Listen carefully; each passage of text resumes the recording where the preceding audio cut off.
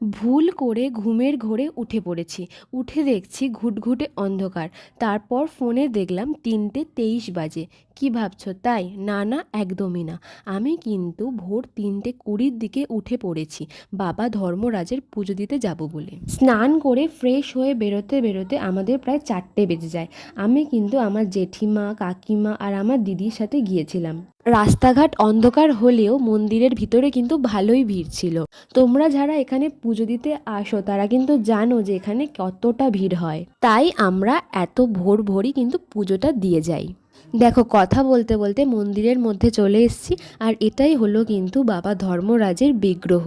তারপর আমরা চলে গিয়েছিলাম অঞ্জলির জায়গায়। এখানেই কিন্তু বাবা ধর্মরাজের শিলাতেই অঞ্জলি দেওয়া হয়। আমি এর আগেও মিনি ব্লগে তোমাদের দেখিয়েছিলাম যে বাবা ধর্মরাজের শিলাতেই কিন্তু সারা বছর পুজো দেওয়া হয়। তারপর বাবা ধর্মরাজের কাছে বাতি জেলে পূজা শেষ করলাম। পূজা দিয়ে মন্দির থেকে বেরোতে বেরোতে কিন্তু 5টা বেজে গেছিলো। অনেক সকাল সকালই কিন্তু আমাদের পূজা শেষ হয়ে গেছে। আজকে কে কে এই মন্দিরে পুজো দিতে এসেছিলে আমাকে অবশ্যই কমেন্ট করে জানিও। চলো, দেখা হচ্ছে নেক্সট ব্লগে। বাই।